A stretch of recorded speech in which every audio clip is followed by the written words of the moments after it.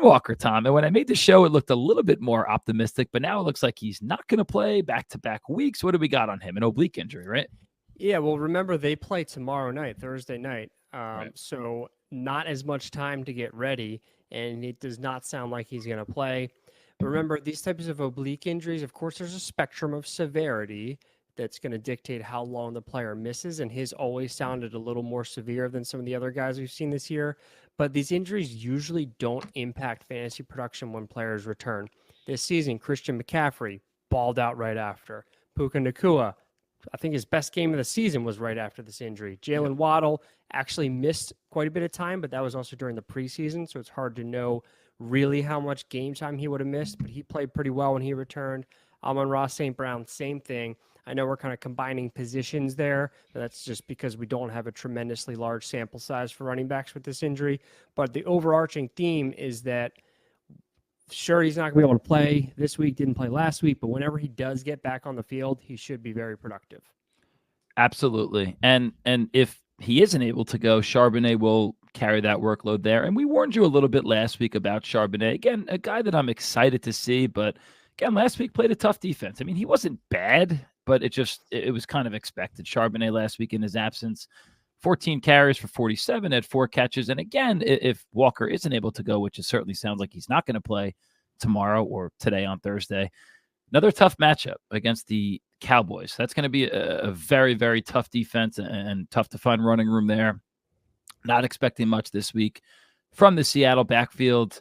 But again, Charbonnet could be, in perspective, you got to take a step back. Maybe you play him just based off volume because of all those buys this week.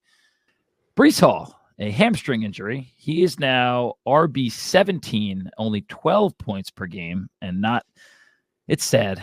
Probably a month and a half, 2 months ago, I really firmly thought he would be that league-winning guy that really came on. Maybe it's the Jets quarterbacks to blame, but I mean, is there something going on with Breece Hall? Is this like a new injury? What do you have to tell us about the Jets running back?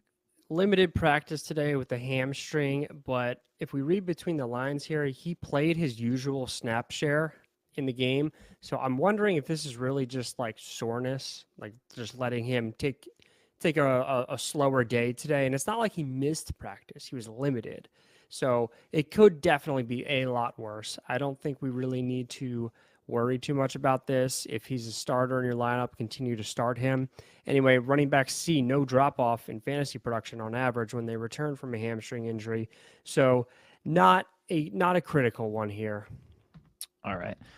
His efficiency has gone down the frickin' drain, but that's what happens when you can put 11 guys in the box and you have Boyle and whoever the hell else is in that Jets quarterback room throwing the ball. But poor Breece Hall. He's a guy next year I will absolutely be buying the discount on, if there is a discount, if he does start to go that way.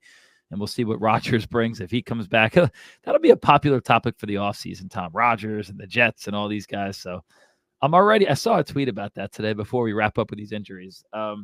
Somebody was saying that they're already looking forward to the offseason just because, like, I don't know, just to start to make, I mean, I haven't had a great fantasy season this year, but start to make like your predictions and like doing early mock drafts in like June, like 3 months too early.